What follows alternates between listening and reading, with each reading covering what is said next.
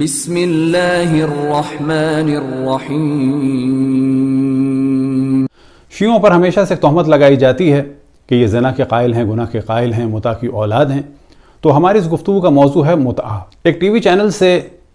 علامہ امین شہیدی کے خداوند تبارک و تعالیٰ ان کی توفیقات میں اضافہ فرمائے اور بڑا اچھا انہوں نے علمی دفاع کیا، اور وہاں پر گفتگو تھی متعہ کی۔ تو وہاں پر عام طور پہ کہا جا رہا تھا کہ ہم اسے حرام سمجھتے ہیں، اور رسول اللہ صلی اللہ علیہ وسلم نے اسے حرام قرار دے دیا۔ اور جب آغا امین شہیدی نے کہا کہ اصحاب نے بھی کیا، تو ایک صاحب نے کہا کہ نہیں، اصحاب نے نہیں کیا، آپ دکھائیں۔ اگلے دن جب یہ کتاب لے کے گئے تو اس کے بعد اس پروگرام کو نشر نہیں کیا گیا۔ بس سب سے پہلے ہم گفتگو کریں کہ یہ جو ہم پر تہمتیں لگائی جاتی ہیں کہ ہم اسے جائز سمجھتے ہیں، بس زنا ہے اور یہ ہے اور یہ ہے، اور اس کے بعد متع کی اولاد کہا جاتا ہے، تو اس وقت صرف ہم ڈسکس کر رہے ہیں کہ عالم اسلام میں خلیفہ اول کی صاحبزادی جناب اسما بنت ابو بکر اس کو جائز بھی سمجھتی تھی، اور ان کے حوالے سے کتب روائی اور تاریخ اہل سنت میں یہ موضوع ڈسکس کیا گیا ہے۔ مسند ابو داؤد طیالسی، غلام دستگیر چشتی صاحب سیالکوٹی نے ترجمہ کیا ہے، اور پروگریسو بک نے اس کو چھاپا ہے۔ جلد نمبر ہے 2 اور صفحہ نمبر ہے 505، باب نمبر ہے 314 اور حدیث نمبر ہے 1742۔ حضرت اسما بنت ابو بکر رضی اللہ عنہما کی نبی کریم صلی اللہ علیہ وآلہ وسلم سے روایت کردہ احادیث۔ حضرت مسلم قری فرماتے ہیں کہ ہم حضرت اسما بنت ابو بکر رضی اللہ عنہما کے پاس آئے، ہم نے ان سے عورتوں کے متعہ کے متعلق پوچھا تو انہوں نے فرمایا ہم نبی اکرم صلی اللہ علیہ وآلہ وسلم کے زمانے میں کرواتی تھیں۔ یہاں پر عام طور پر علماء اہل سنت کہتے ہیں کہ یہاں لفظ متعہ آیا ہے متعۃ الحج کے بارے میں، اور یہ ہم بعد میں ڈسکس کریں گے کہ متعۃ النساء کیا ہے اور متعۃ الحج کیا ہے۔ متعۃ النساء وہ شادی ہے کہ جو خاص مدت کے لیے کی جاتی ہے، اور یہ اسلام میں جائز تھی اور جائز رہی یہاں تک کہ خلیفہ دوم نے اس سے روکا، اور میں ان کا دفاع کرنے کے لیے رسول اللہ صلی اللہ علیہ وسلم کی جانب نسبت دی گئی اور اصحاب کی جانب نسبت دی گئی، لیکن اس کے باوجود حضرت اسما بنت امیس اس کو جائز سمجھتی تھیں۔ ان کے علاوہ بھی بعض اصحاب تھے جو ان کو جائز سمجھتے تھے، اور قرآن کی بھی بعض قرات میں اجل مسمہ کے ساتھ آیا ہے، جیسے کہ جناب حضرت عبداللہ ابن عباس نے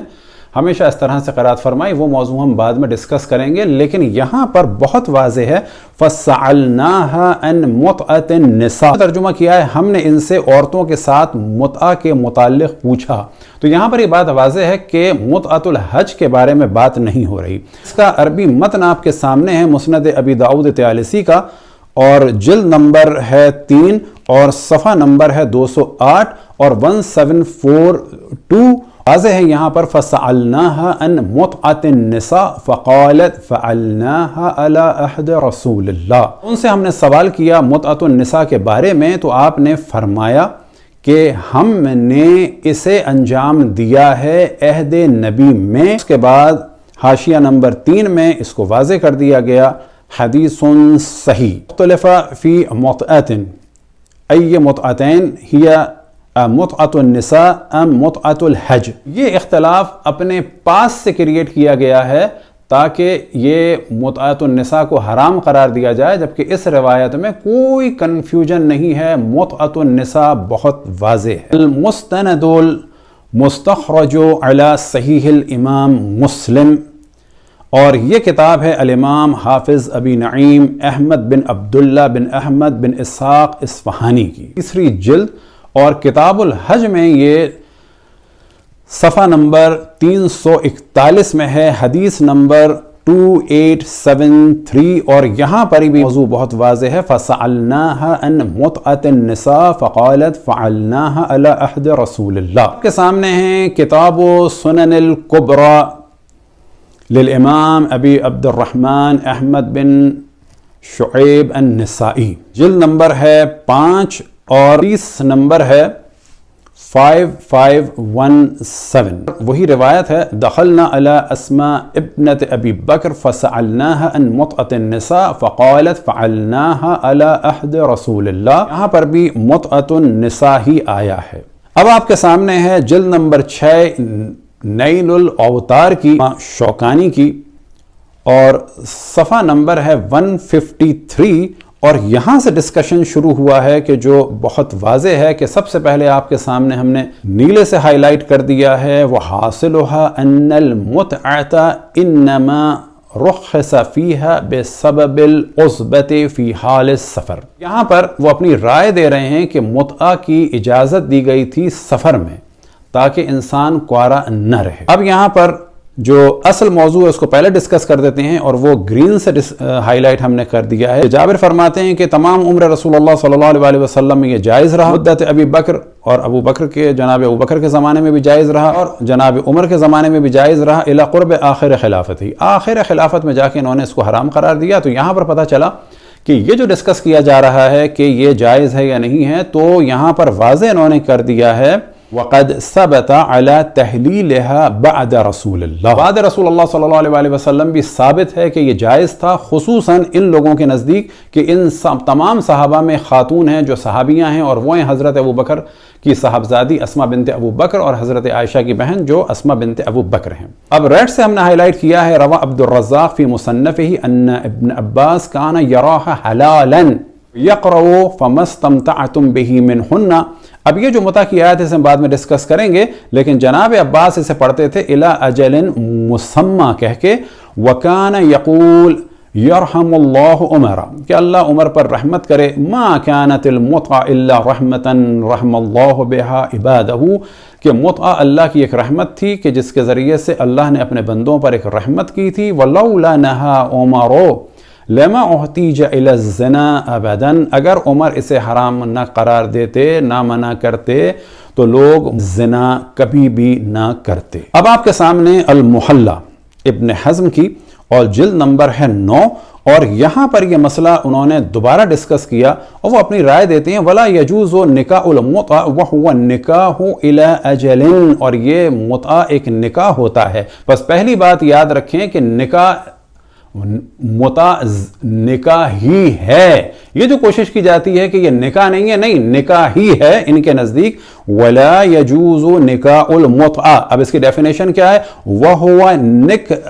النکاح الی اجل، یہ نکاح ہے کہ جو خاص مدت کے لیے ہوتا ہے۔ وکان حلالا علی عہد رسول اللہ ثم نسخہ اللہ تعالی علی لسان رسول اللہ، کہ رسول اللہ صلی اللہ علیہ وسلم نے اس کو منسوخ کر دیا، جبکہ ایسا نہیں ہے، خلیفہ دوم نے اس کو منسوخ کیا ہے۔ اب اس کے بعد یہ اصل جو موضوع ہے وہ یہ کہ ابن حزم بھی کہتے ہیں وقد ثبت علی تحلیلها، کہ ثابت ہے کہ یہ جائز تھا بعد رسول اللہ، کہ کچھ لوگ اس کو بعد رسول اللہ جائز سمجھتے تھے۔ کون؟ جماعت من السلف رضی اللہ عنہم، منہم من الصحابہ رضی اللہ عنہم اسما بنت ابی بکر، باقی وہی نام ہیں۔ اور پھر اس کے بعد جناب جابر کا وہ والا موضوع ہے کہ یہ چیز جائز تھی رسول اللہ صلی اللہ علیہ وسلم کے دور میں، اور خلیفہ اول اور دوم کے دور میں، اور خلیفہ دوم نے اپنے آخر زمانے میں اس کو حرام قرار دیا۔ اعلام السنن، یہ کتاب ہے مولانا ظفر احمد عثمانی تھانوی صاحب کی، اس میں جو انہوں نے اس نظریات حاصل کیے ہیں یا جن کی تقاریر کو لکھا ہے وہ تھے اشرف علی تھانوی صاحب، 11ویں جلد ہے اور صفحہ نمبر ہے 59، اور یہاں پر بھی یہی موضوع ڈسکس کر رہے ہیں کہ ابن حزم سے نقل ہوا کہ بعد رسول اللہ صلی اللہ علیہ وسلم اصحاب میں سے کچھ لوگ تھے جو اس کو جائز مانتے تھے، اور ان میں سے جو خاتون تھیں وہ کون تھی؟ اسما بنت ابی بکر۔ اور بعد میں وہی والا موضوع ہے کہ جناب جابر نے فرمایا کہ رسول اللہ اور خلیفہ اول اور دوم دونوں کے زمانے میں حلال تھا، خلیفہ دوم نے اپنے آخر زمانے میں اس کو حرام قرار دیا۔ موضوع ڈسکس کر لیا کہ جناب اسما بنت ابو بکر نے خود اس کو انجام دیا ہے۔ دوسرا موضوع یہ کہ جناب اسما بنت ابو بکر متعۃ النساء کو حلال مانتی تھیں، اور اس کی تصریح کتب اہل سنت میں بہت زیادہ واضح ہے۔ اب یہ ایک موضوع آتا ہے کہ جناب عبداللہ ابن عباس اسے حلال مانتے تھے، اور شاید اسی وجہ سے ایک چڑ تھی کیونکہ جناب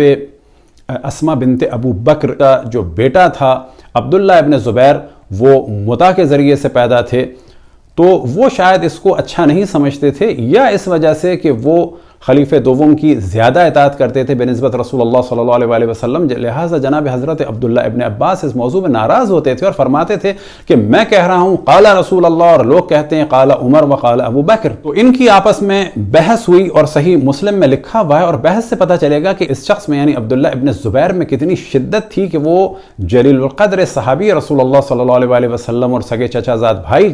رسول اللہ صلی اللہ علیہ وسلم کے، ان کے اگر اس کو علمی اختلاف مان بھی لیا جائے تو ان کو یہ شخص دھمکا رہا ہے، وہ کہ یہ پہلے قید بھی کر چکا تھا جناب محمد حنفیہ کو، جناب عبداللہ ابن عباس کو، اور پھر جناب حضرت مختار رضوان اللہ تعالی علیہ نے اس شخص کے چنگل سے جناب عبداللہ ابن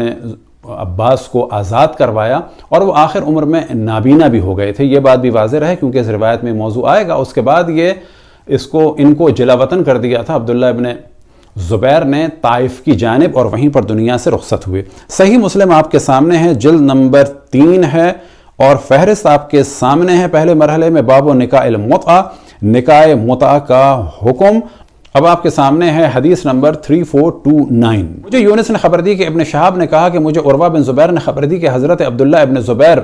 مکے میں کھڑے ہوئے اور کہا بلا شبہ کچھ لوگ ہیں اللہ نے ان کے دلوں کو بھی اندھا کر دیا ہے جس طرح ان کی آنکھوں کو اندھا کر دیا ہے۔ اب آپ تصور کریں کہ یہ ایک سو کالڈ صحابی کہ جو صحابہ صغار میں سے ہے، یہ رسول اللہ صلی اللہ علیہ وسلم کے صف اول کے اصحاب میں سے جو ماہر علوم قرآن بھی ہیں اور ان کے سگے چچا زاد بھائی بھی ہیں، ان کی توہین کر رہا ہے، اور در حقیقت اللہ سبحانہ و تعالیٰ کی مشیت پہ اعتراض کر رہا ہے، کسی کے جسمانی نقائص کا مذاق بنا رہے ہیں یہ صاحب، اور کیا کہتے ہیں کہ اللہ نے ان کے دلوں کو بھی اندھا کر دیا جس طرح ان کی آنکھوں کو اندھا کیا ہے۔ یہ کتنی بڑی توہین ہے ایک صحابی کی کہ جو سو کالڈ ایک صحابی کہ جو اہل سنت کے نزدیک ان کا 7واں خلیفہ بھی کچھ دن رہا ہے، اور وہ ایک صحابی رسول کو اندھا کہہ کے ان کا مذاق بنا رہے ہیں، اور اس کے بعد کنایتاً ان پر اٹیک کرتے ہیں، وہ لوگوں کو متع کے جواز کا فتویٰ دیتے ہیں۔ وہ ایک آدمی، اب وہ کون ہے؟ حضرت عبداللہ ابن عباس پر تعریض کر رہے ہیں، یعنی ایک تان مار رہے ہیں، کنایہ مار رہے ہیں۔ اس پر انہوں نے ان کو پکارا اور کہا تم بے ادب اور بے فہم ہو۔ عبداللہ ابن زبیر ایک صحابی رسول، سگے چچا زاد بھائی رسول اللہ صلی اللہ علیہ وسلم کی، اور ماہر علوم قرآن کی نگاہ میں ایک بدتمیز، بے ادب اور بے فہم شخص تھا۔ یہاں پہ کہا جائے گا کہ کیا عبداللہ ابن زبیر کو بدتمیز اور بے ادب کہا جا سکتا ہے؟ تو کہا جائے گا کہ جی اردو میں ترجمہ کرنے والے نے بھی ان کا یہی ترجمہ کیا ہے، اور جب صحابی نے ایسا کہہ دیا تو اس کا مطلب ایسے ہوں گے، یا یہ کہ صحابی جھوٹ بول رہے ہوں گے۔ بس عبداللہ ابن عباس کا تو بہت بلند مقام ہے، ان کے لیے کہا جا سکتا ہے، اور واضح نظر آ رہا ہے جب کسی کے نابینا ہونے کا مذاق بنائیں تو وہ شخص واقعاً بدتمیز بھی ہے اور بے ادب بھی ہے۔ یہ فرماتے ہیں میری عمر کی قسم، بلا شبہ امام المتقین کے عہد میں نکاح متعہ کیا جاتا تھا، ان کی مراد رسول اللہ صلی اللہ علیہ وسلم سے تھی۔ تو ابن زبیر نے ان سے کہا تم خود اپنے ساتھ اس کا تجربہ کر دیکھو، بے خدا اگر تم نے یہ کام کیا تو میں تمہارے ہی ان پتھروں سے جس کے تم مستحق ہو گئے تمہیں رجم کر دوں گا۔ اب یہاں پر تصور کریں کہ یہ صف اول کے جلیل القدر صحابی متع کو حلال سمجھ رہے ہیں، اور عبداللہ ابن زبیر کیا فرما رہے ہیں ان سے کہ تم کر کے دیکھو میں تمہیں سنسار کر دوں گا۔ یہاں پہ سوال ہوگا جو شور مچایا جاتا ہے کل صحابی کلہم عدول اور اصحابی النجوم بأیہم اقتدیتم اہتدیتم، اگر ہم عبداللہ ابن عباس کی رائے کو مانتے ہوں اور اگر ہم خصوصاً جناب اسما بنت ابو بکر کی رائے کو مانتے ہوں تو کیا آپ یہ کہیں گے کہ یہ لوگ ایک اڈا عیاشی کا چلا رہے تھے، یا یہ زنا کرتے تھے اور کرواتے تھے، اور یہ بدمعاشی کی دکانیں چلا رہے تھے، یہ متع کی اولاد تھے؟ تو یہ جو ہمارے لیے زبان استعمال کی جاتی ہے، یہ زبان آپ کو استعمال کرنی چاہیے ان لوگوں کے بارے میں، کیونکہ یہ زیادہ مستحق ہیں، اور اگر ہم بھی مستحق ہیں تو فرض کریں کہ جی ہماری عمر اگر 100 سال کی ہوگی تو ہم تو 100 سال اس کے مستحق مانے جائیں گے، ان کو تو آپ 1400 سال ان گالیوں کا مستحق مانیں۔ یہاں پہ پتہ چلتا ہے کہ یہ علمی اختلاف نہیں تھا، یہ ایک سیاسی اور ایک رسول اللہ صلی اللہ علیہ وسلم کی مخالفت والا موضوع تھا۔ ابن شہاب نے کہا مجھے خالد بن مہاجر بن سیف اللہ نے خبر دی کہ اس اثنا میں جب وہ ان صاحب یعنی ابن عباس کے پاس بیٹھے ہوئے تھے، ایک آدمی ان کے پاس آیا، متع کے بارے میں ان سے فتویٰ مانگا، تو انہوں نے اسے اس کے جواز کا حکم دیا۔ تو اس پر ابن ابی عمرہ انصاری نے ان سے کہا ٹھہریے، انہوں نے کہا کیا ہوا؟ تو انہوں نے کہا اللہ کی قسم میں نے امام المتقین کے عہد میں کیا تھا، یعنی یہ متع کیا تھا۔ شرح معانی الآثار طحاوی کی جلد نمبر 3 اور صفحہ نمبر ہے 24، باب نکاح المتعہ۔ تو یہاں پر بھی بات واضح ہو جائے کہ متعہ نہیں کہہ رہے بلکہ نکاح متعہ کہہ رہے ہیں۔ سعید ابن جبیر سے قال سمعت عبداللہ ابن زبیر یخطب وهو يعرض بابن عباس ويعيب عليه قوله في المتعہ۔ سعید ابن جبیر کہتے ہیں کہ میں نے سنا عبداللہ ابن زبیر کو کہ وہ خطبہ دے رہے تھے اور اس کے بعد